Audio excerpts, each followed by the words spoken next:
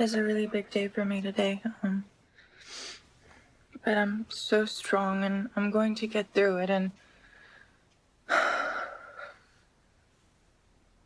to be honest, I'm going to prevail because I know that my honesty and I know that my truth will get me through this, and that's the most important thing. And I've had the most beautiful life, and I know that this is a big moment, but I'm going to succeed. I'm going to get through this. I am. I know it. The morning of, it was, I don't know, I woke up and I felt like I was preparing for a match. Like it was match day, it was game day. It's always really hard to be like, I'm going to go out in front of the world and say that I fucked up.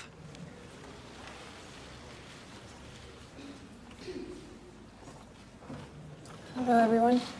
Thank you for being here on such short notice. I wanted to let you know that a few days ago I received a letter from the ITF that I had failed a drug test at the Australian Open. I did fail the test, and I take full responsibility for it.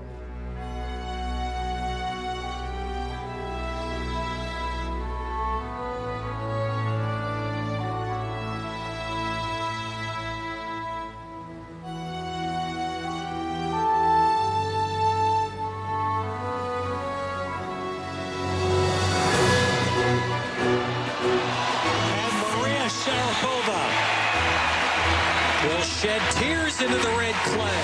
The champion is Maria Sharapova. Oh my God. It's unreal. It's unreal. Maria Sharapova.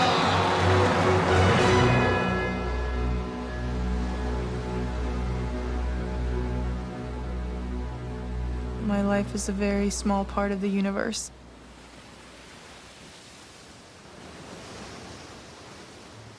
Sometimes the ocean's very still and very solid, and it's like ice. And you only see its reflection. And other times it's so turbulent and violent.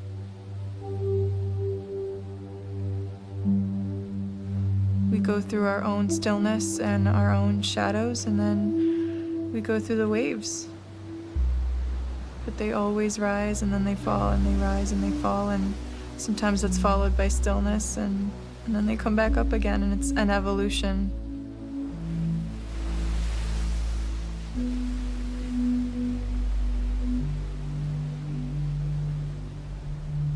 I think the one thing about life lessons is we never really know when they're coming, and we actually, in my life, I sometimes didn't even realize that I was learning something or I was going through a lesson until I overcame it. And especially after 2016 and reflecting on that. And this is certainly a situation in my life where I did reevaluate and I did look back.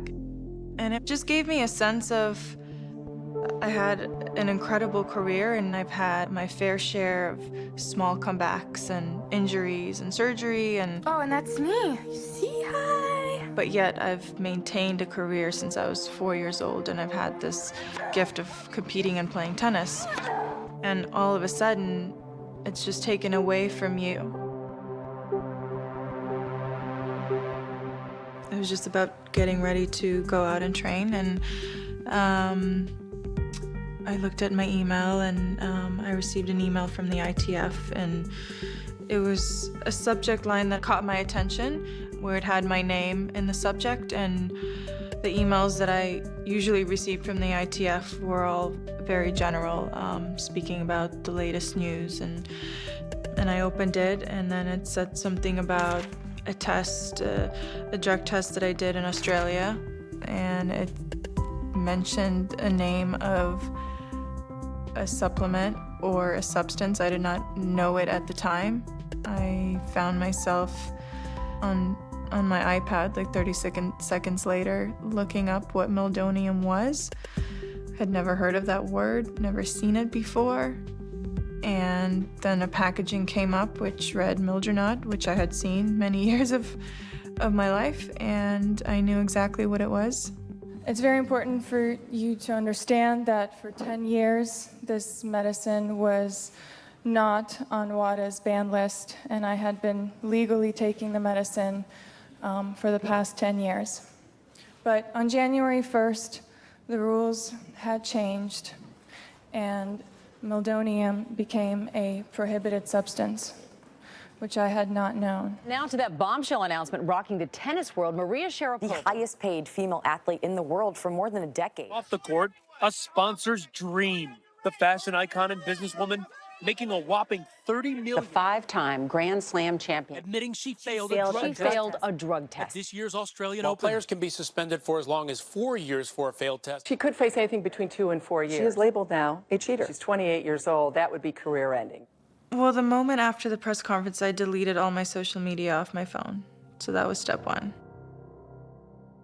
And I think it was to protect myself, to protect my sanity in that moment, to protect myself against opinions, against judgment. The cheaters are always going to be a step ahead of anybody that's tested. You cannot say, oh, that escaped me. This is her career. There's no doubt in my mind that Sharapova was taking this substance to help her performance. I don't think I've ever gone through my career questioning what other people thought of me. It wasn't something that was very important to me.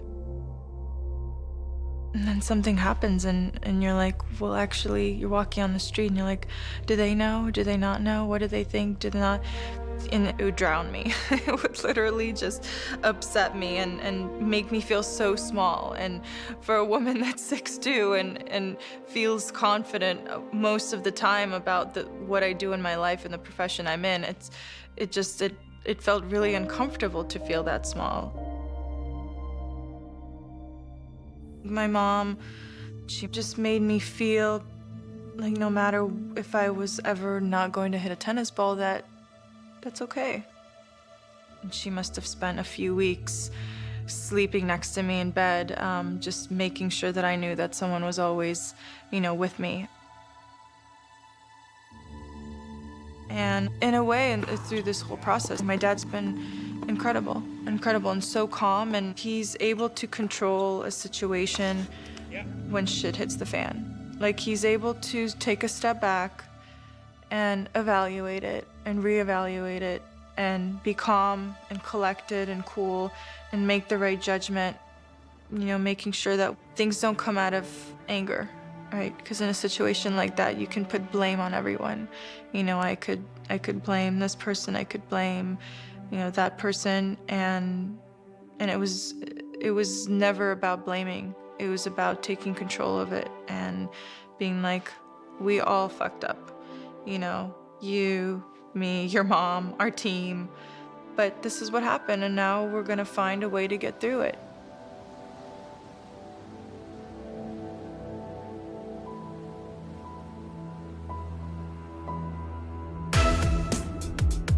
Just listen to this.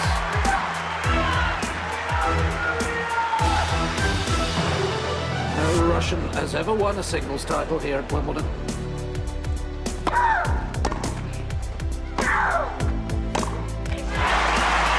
And a new star is born here on centre court.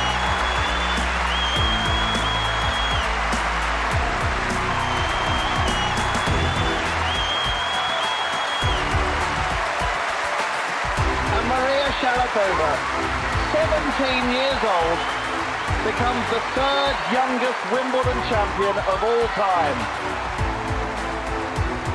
I just feel like maybe I'm a bit of a new fresh air, in women's tennis, which is great because you haven't seen a lot of 17-year-old, win a Grand Slam lately.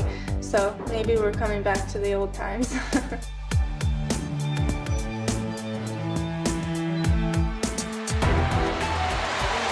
The champion is Maria Sharapova. And the 19-year-old has her second Grand Slam championship.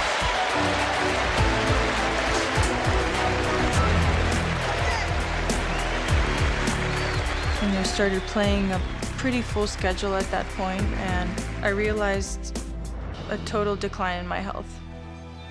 My parents said, well, actually, we don't have a doctor. You know, we have an athlete that's a Grand Slam champion that doesn't even have a family doctor. And so that's the time when my father found a doctor in Russia because I was still a teenager. You know, my father was kind of the captain of my team. And America was very foreign to him. Even though we'd lived here for years, he was still much more comfortable speaking to the Russian doctor. Mixing up. Deep and bring her forward. Again, sure. He was not a doctor that ever, you know, had any work done with an athlete. He worked with immune systems of children, and he was actually a pediatrician.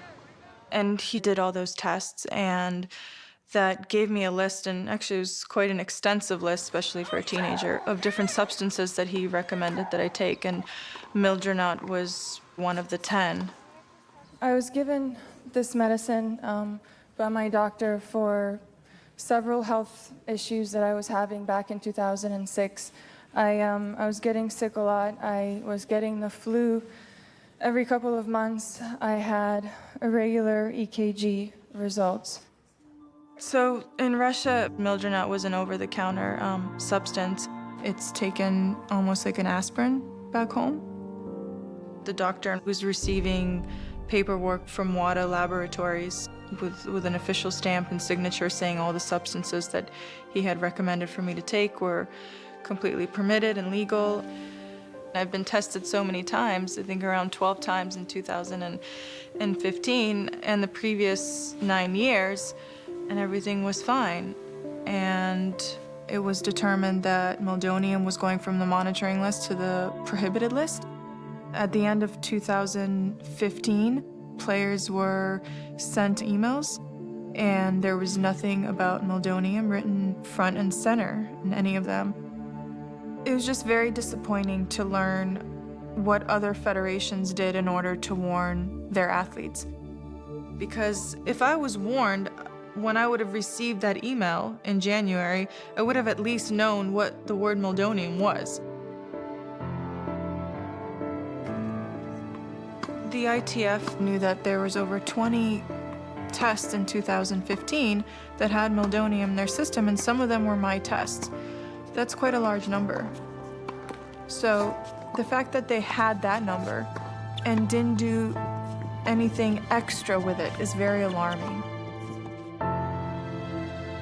I'm very sure that Maria did not know this thing was on the list, otherwise she would have never taken it, because we are so paranoid about taking anything that is on that list. If she was caught to be positive on the doping for a certain substance, then there should be certain kind of consequences for that. I think most people were happy that she was upfront and very honest and showed a lot of courage to admit to what she had done and what she had neglected to look at in terms of the list at the end of the year. She is such a very professional team. For everybody in the tennis world, I think Maria Sharapova is the last person that we expected this to happen to. When there are 4 or 5 people on the team, everyone has a specific role. So you have a physical therapist, a fitness coach, a coach. When you go here, then you're here. You see the difference? I mean, it's such a small difference, but it's a huge impact on the outcome.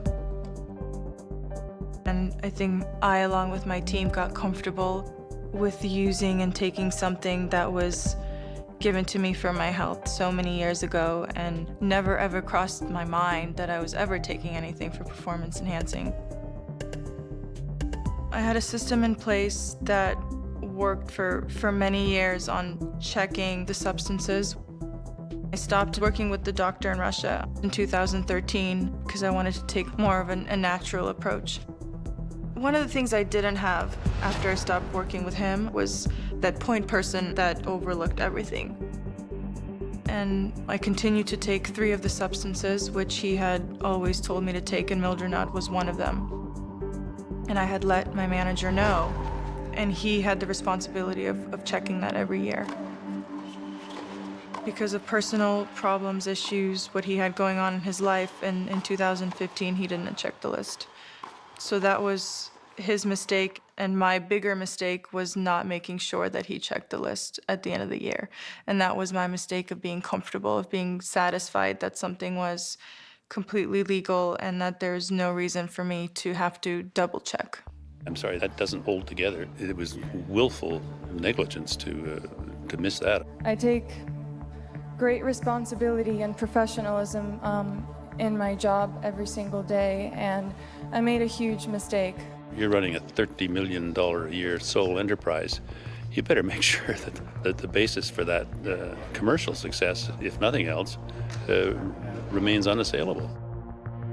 I can have so many reasons to be angry. I can think of so many people. I can blame so many people, including myself. But that doesn't help you moving forward. I could fire many people. And what would that do? What would that change? I know that with this, I face consequences, and I don't want to end my career this way, and I really hope that I will be given another chance to play this game. In early June, I got the official wording and statement from the ITF after my case was heard. And they had banned me for 2 years. The maximum that I could have received was 4 years, and the minimum was 1. I mean, 2 years meant I had no intent of performance enhancing, yet it said that I had a way of performance enhancing, which I think contradicts itself very openly. And the ITF also made a big point about the fact that I was concealing my use of meldonium, which is far from the truth, as there was no reason for me to hide something that was completely legal for me to take. It was all very hurtful and it was all very aggressive. Just felt very violating. The one thing that I've always wanted in my career was, I never felt like I don't need to be liked or loved by everyone, and that's not realistic. But I wanted to be respected. Good morning, everybody. Thanks a lot for taking the time to join me. Let me make a few points, and I'm happy to take any questions. Don't give me less than I deserve. No, I didn't ask for that. I didn't ask for you to tell me I could go play tomorrow. I appealed the time frame of 2 years to a neutral judge. It was another chance, but it was the final chance that I had, and it was the final verdict, and there was no other appeal, and there was no other process, and what I was gonna get, I was gonna have to live with.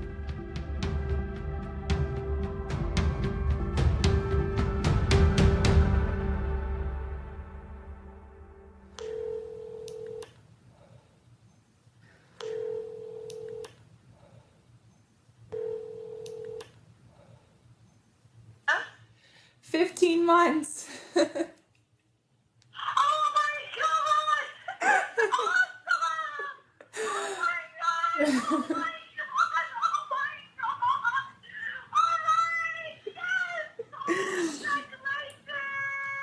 Thank you. I am. I can come back in April. I know. I know, but those motherfuckers, I still wanted 12 months. But it's okay. It's alright. It's okay. There's a reason. There's a lot in me that's very much a portrait of someone that just fights, and whether that's ugly, whether it's pretty, I really don't care. I just fight for what I believe is right, for what I believe is my right, and what is my voice. And looking back at myself, I believe that in those moments, that's who I was. I was a street fighter. As I was reading the report, I was just so know, just felt free, and I felt like it was so comforting to realize that a neutral panel had stated the language so clearly and, you know, came out and said that we pretty much don't agree with the ITF verdict, that Maria had no intent in performance enhancing. She did not violate those rules. She did not mask or hide her use of mildronate and meldonium. She is by no means allowed to be called an intentional doper. I mean, I think those words are pretty clear and pretty strong.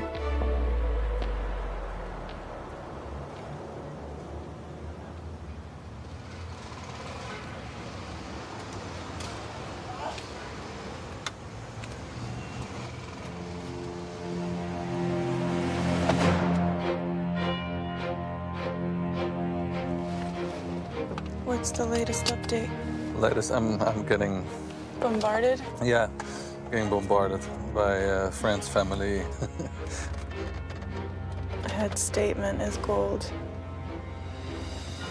Well, I mean, they stood up from the beginning, and they've been... I like people with no fear. I like it.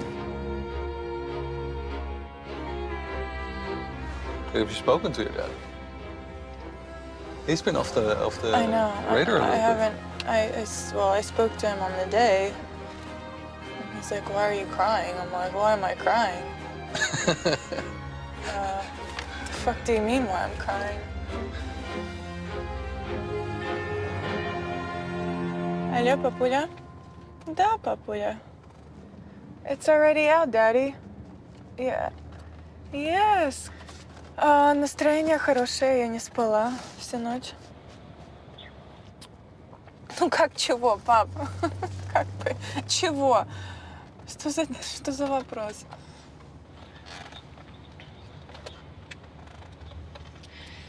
Я знаю.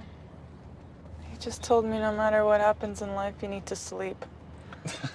Thanks. Мы сейчас едем к Джону в офис, там, ну, у него будет пресс-конференс по телефону с медиа.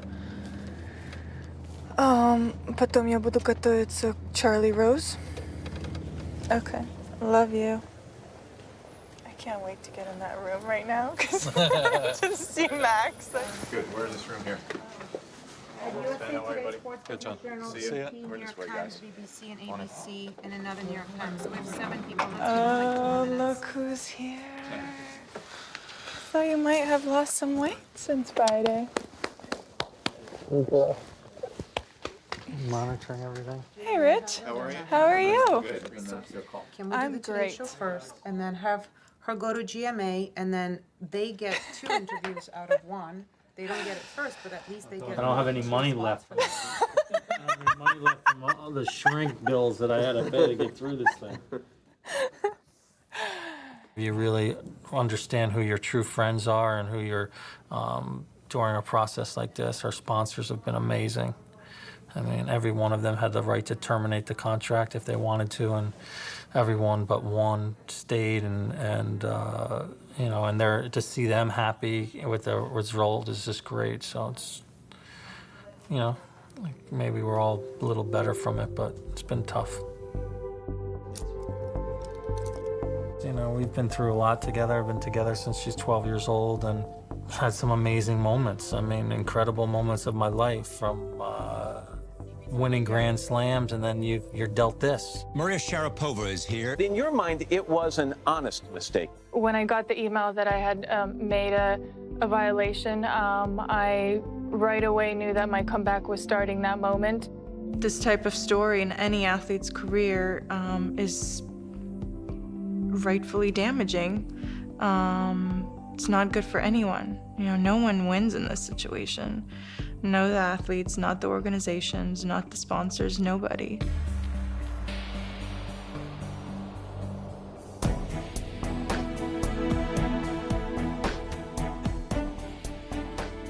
I don't think setting goals is really smart in this position. And I don't want to say that, oh, my goal is to play the next Olympics, or it's to play that many Wimbledons. Like, that'd be great. I know it'd be great to experience those things, but who knows what's gonna come up in life? And that's the way I want to treat my life and my career. I think the way that I'm preparing is that I'm actually not. And I think that's because through my whole career, I've always prepared for a tournament that's next week or a tournament in 2 weeks. And I think during a time when I had so much uncertainty and so many question marks, I learned how to be present in a situation. It also gave me a chance, like when you have this one path, and that's for me, that's been tennis since I was a young girl. You know, there's like always that, you're almost scared of what is life without what you've had for so long. You know, the moment where you're like, wow, well, if I don't have that every single day, what am I gonna do? You know, what am I gonna do?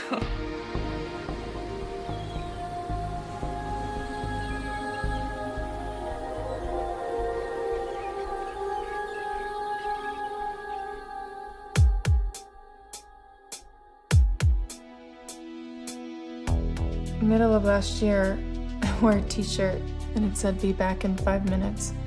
And the next thing I knew was my fans started posting their pictures wearing the t-shirt. Like, they were going around the world and finding the t-shirt and then posting their pictures. I mean, there must have been hundreds and hundreds of these posts, which was so special. I think it just like makes you realize that so many people care about what you do and really appreciate not just tennis, but who you are. Yeah, I think it just made me realize how many supporters I had. Maybe they thought you meant like be back in 5 minutes, like I'll be back, I'm coming back in 5 minutes. Right, which is far from 5 minutes. It was like more like 15 months. I needed to add a 1 before the 5. In this past year, I just felt like I was actually able to take control of what I wanted to do, what kind of workouts I wanted to have, where I wanted to travel, who I wanted to see, who I wanted to spend time with, who I wanted advice from, and that felt really good.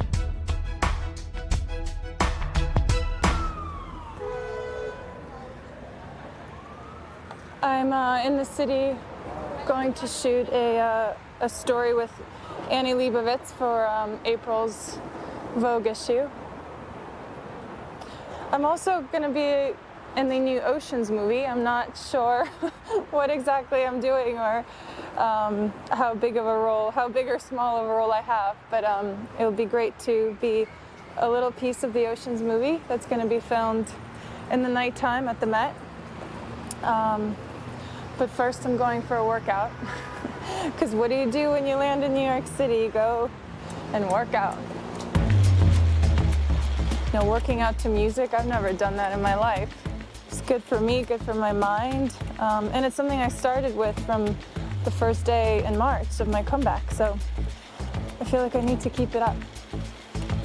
No one told me that I had to go and get stronger on a bike. You know, no one told me that I had to go in this hot room that's 105 degrees and do hot yoga.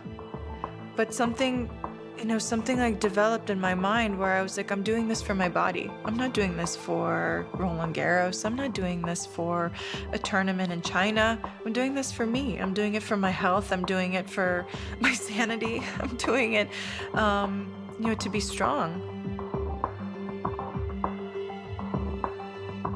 The reason I got into different types of training is because I'm an individual that gets bored with a lot of the same training and a lot of repetition, and I'm a better athlete when I'm motivated by new things. The one thing with boxing is I was always a little bit scared and fragile because I was just so susceptible to getting injured. That time away from playing tennis gave me a chance to do work where I wasn't afraid of getting hurt. 1, 2, 3, 2, step back, 2, 3. And boxing is invigorating because even though it's so different to tennis, there's a lot of quick steps, there's a lot of footwork involved, there's that having a strong base. I I think the biggest thing it gave me is a sense of concentration, which I could really correlate to tennis, because when you're out on the court, no matter what's going on in your life, you have to be so focused on your game. I have the passion to challenge myself in other areas, to do different things. And, you know, I've always wanted to study. I started doing research, and then I realized that I had a connection from Harvard. They did a Harvard case study on me many years ago, on my agent and I. I called up a professor there and I said, look, I have 3 weeks time until I had to get ready for my next hearing. And I said, I want to study.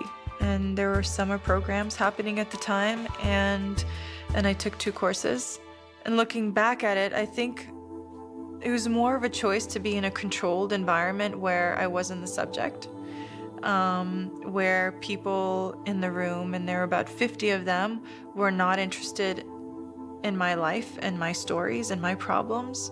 They were there to learn from someone that was conducting a class, and that to me was freedom, really.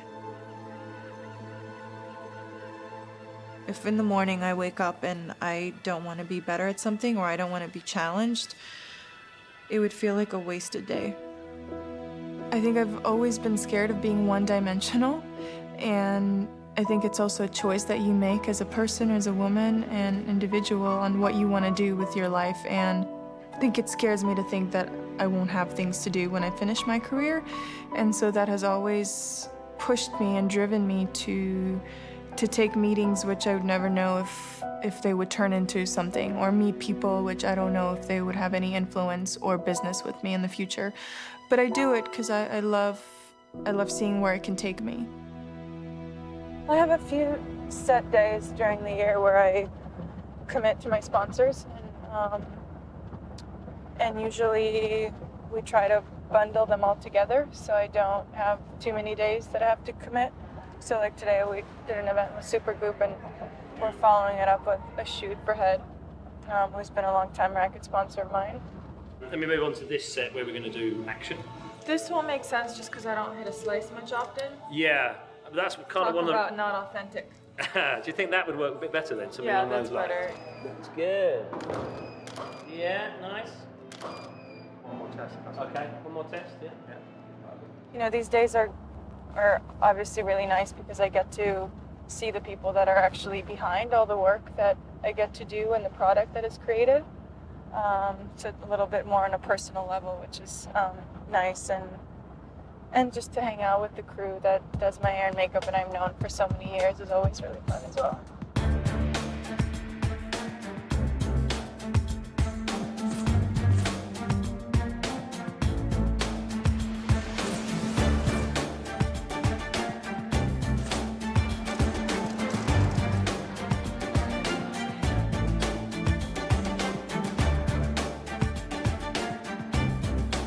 I put a lot on my plate, and I sometimes put so much on my plate that I need a day or two to recover, where I'm just like in bed and I just need to be by myself, and I'm just drinking ginger tea for 48 hours and I get back on the horse. But I do a lot, and I think the only thing that people remember are people's actions, and I want to say things with my actions, and whether that's on the court, whether that's off the court, I believe in that so much. And I think one of the things that my career in life has provided me is to be able to have a voice.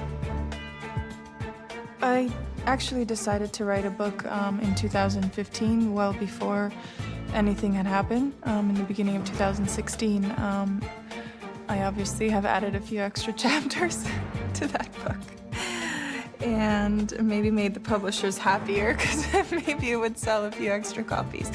But that was definitely not my plan. I think I was a little bit, I questioned why I wanted to write a book, because I've always been a very private and simple individual, and I don't think a big part of me allowed many people into my life. And I think there wasn't a time or a moment where I said, I'm gonna be more open, or I wanna share more of my life. I think it just comes with experience, and it comes with personal growth. I think my form of friendships has always been, when can I see this person, or when can we make time to see each other? Because all my friends have jobs in very different fields and they live all around the world. And for once, they weren't relying on my schedule. So that was, I think, that simplicity of going to a simple dinner that's maybe later than I would ever go to, because I don't need to be on the courts at 9 a.m. You know, I can come to the courts at 11 a.m. And I think having that freedom and having that flexibility really gave me the chance to have those simple moments with my friends and not do it on a time clock. Pink. You know, I did a lot of spur-of-the-moment trips where I thought about a place I wanted to go, and I would just make plans and I would do it, and I would see who can come with me. But there was no doubt that I'd have that hunger to come back. And my friends were actually asking me, like, so when do we lose you? And I was like, well, I think that time has come. So it's January and I'm not in Australia at the Australian Open. Instead, I'm watching the Australian Open on television with 102 fever and a really sexy voice. Gonna pick up a lot of men with this voice. And a big box of Kleenex.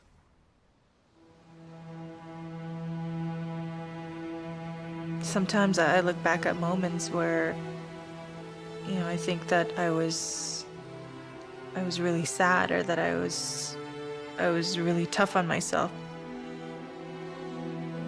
But I look back on that and I was like, wow, that was challenging. That was really, really hard.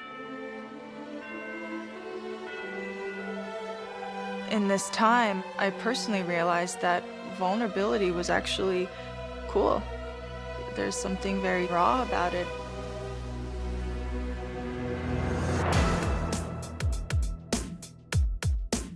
One of the biggest victories I've had this year is that I'm coming back on April 26th. And that's a huge victory on its own, and I fought really hard for that. Internally and externally. You know, I thought about it and I wanted it and I asked for it. I asked it from lawyers, I asked it from the arbitrators, I asked it from myself. And I got that. And now you want to almost prove that everything that you've gone through was worth it. And I think I'm most excited and most nervous about what I will be able to bring for myself out of this situation. And if I didn't feel nervous, and if I didn't feel butterflies, and if I didn't feel excited, then I probably wouldn't be coming back, right? Like that just, then what for?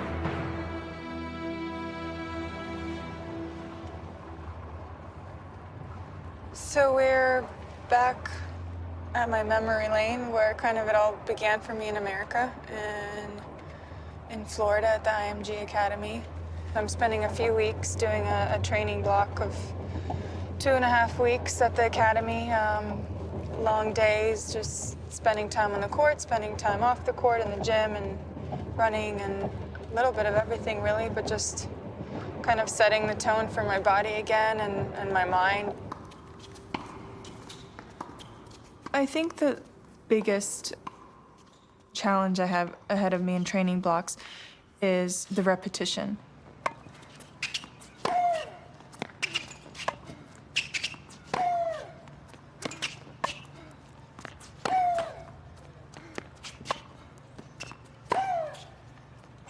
Hitting balls and playing points and getting that feeling of doing it over and over without many days off. Perfect. Those four were great.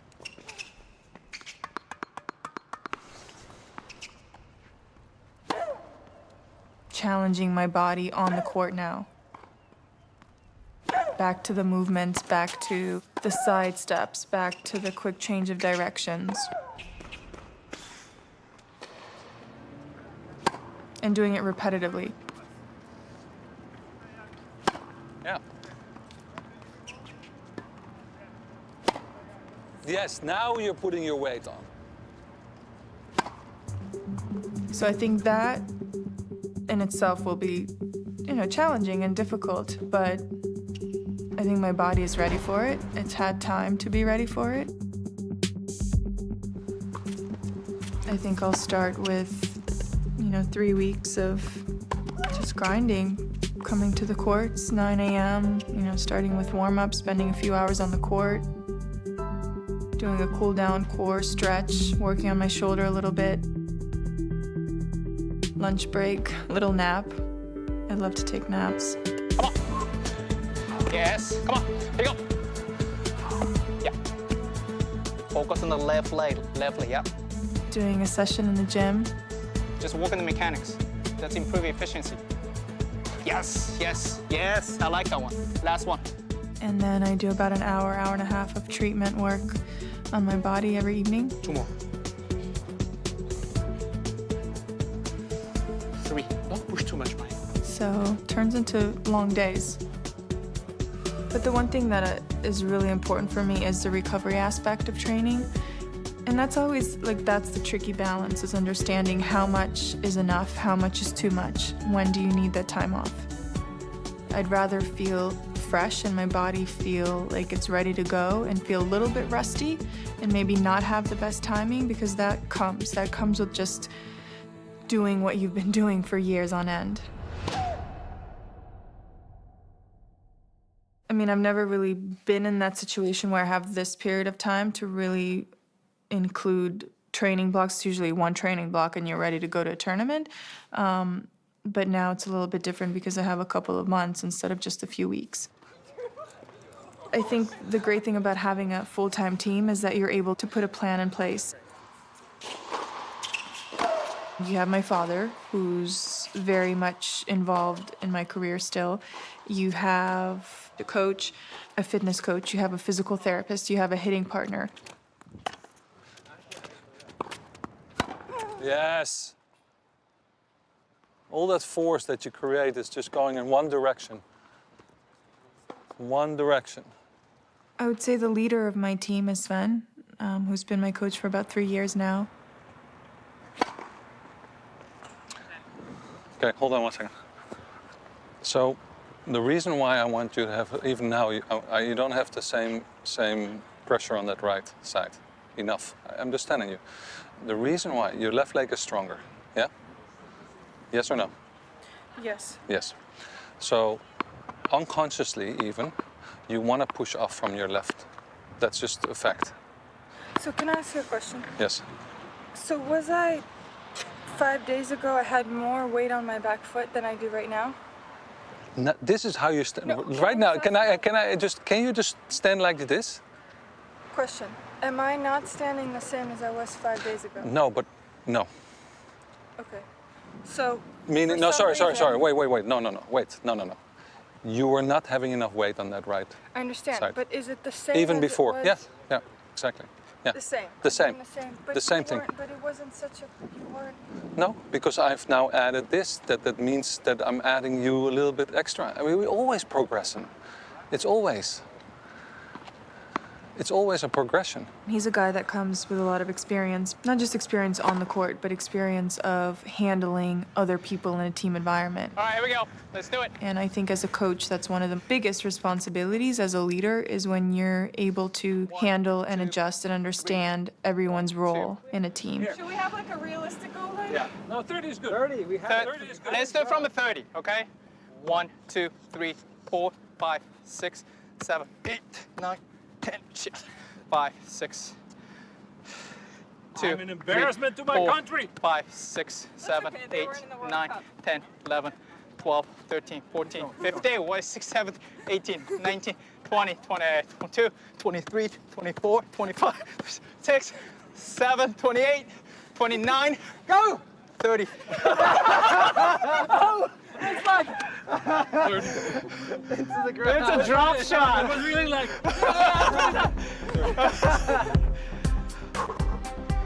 Good, come on.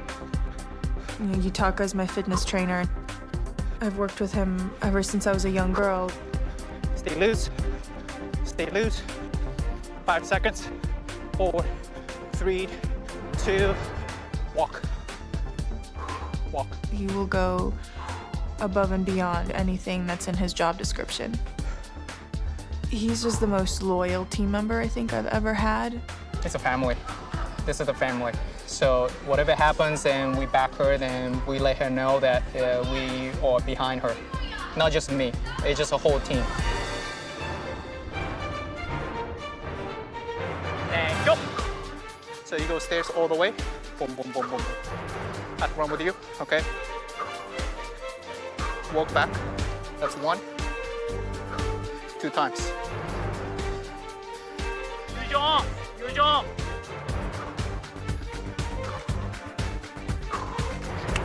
Get it up, get it up, get it up. Good, come on. You did good.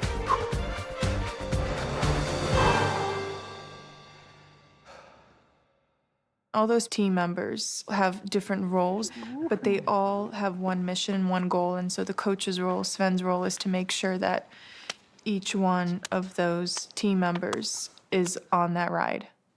And they're all from different parts of the world. So Sven is Dutch, and everyone else culturally has a different background. And so working with that is also very interesting because, you know, one can be loud and one can be shy. And like, how does everyone get along in that environment? All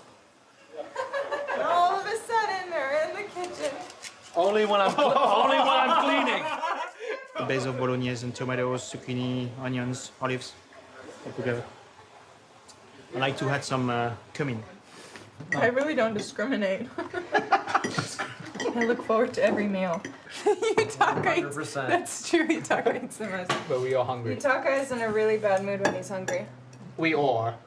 Well, Well- I'm actually running my ass off So Well, you're- that's what we're dealing with. while you're on the Okay, sidelines so- with a phone, But I'm focusing, huh? checking my heart rate level. Yes, there we go. So we haven't had, or no, we had the Russian meal. We had a Russian meal, Yeah, but it was very my good. mom and I. No. Yeah. But she make a good salad. That's the store. You should shut up. Because when was the last time you made something in the kitchen? I spend more time with my team year long than I do with my family or I do with my friends. And they become part of your family. So you better get along. You better like them.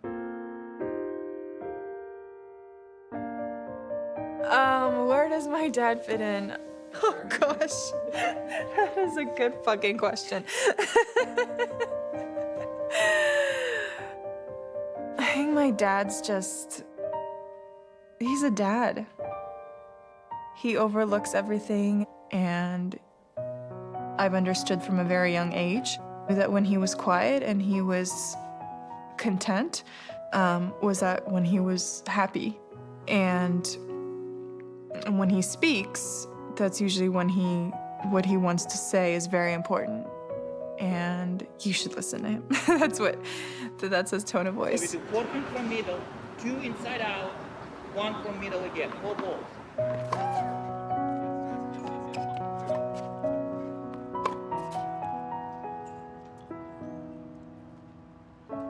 This is far from a vacation. I know that the results from the sacrifice that I put into this, they've always been, and they will be very rewarding.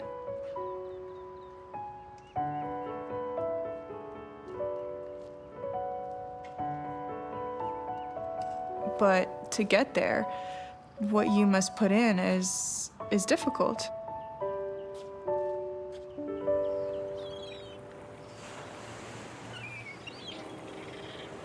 So I'm back in LA.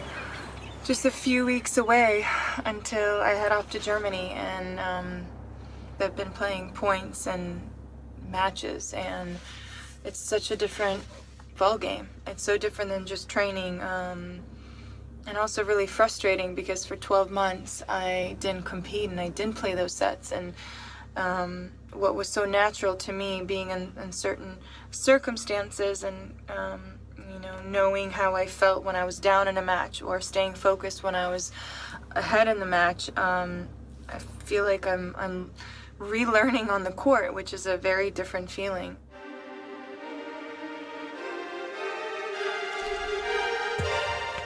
I think the one challenge with mental preparation is that you never actually know what you're gonna feel like in a particular moment. So you can prepare in so many different ways, but until you get to that first city that you're competing at, or until you walk onto the court, and until you play the match, and until you leave the grounds after the match, and until you do it over and over again, you don't know what your feeling will be.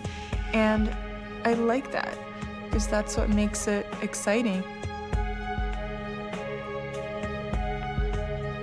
I'm one of the biggest competitors out there. I realize that everyone has a great work ethic, especially in my sport. You can't be playing 20 tournaments a year, traveling around the globe, no matter if you're 100 in the world, and not have work ethic. It takes more.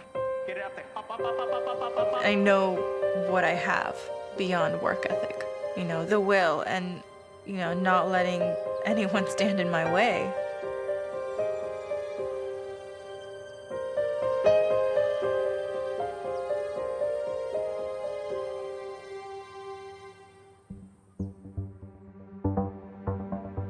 There's been so much talk in the last few weeks about wild cards, and a lot of the players have been playing in the U.S. hardcore tournaments and weighing in on whether I deserve to be back in the game and welcomed with the invitational wild cards. It's been interesting to just be on the side and not have anything to say about it. It's not an easy place to be at. My mission is the first match and the match after that. And whether it takes me to Paris or whether it takes me to London, I don't know. But I hope so. I really do believe that I deserve to be there and I deserve to be playing there.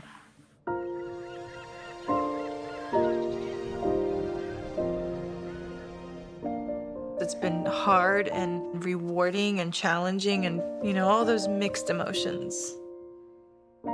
And I think to come back for everyone that's surrounded me in this time, my team, my coach, my parents, my friends, and I think deep down inside, I have this huge feeling of giving back to them, of them seeing me get my career back. I'm doing it for them, maybe even more than I'm doing it for me.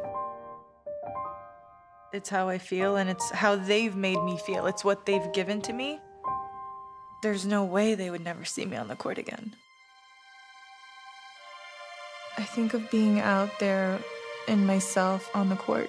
Like, I feel that it's such a big part of my life and it's such a big stage for me.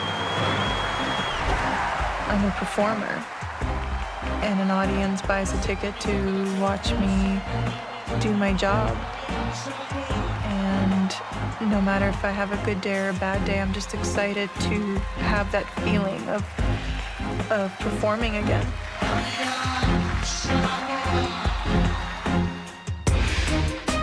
I can only imagine how many people will be watching me play on that day. Whether they love me or hate me or respect me or don't respect me, they're curious. And so am I.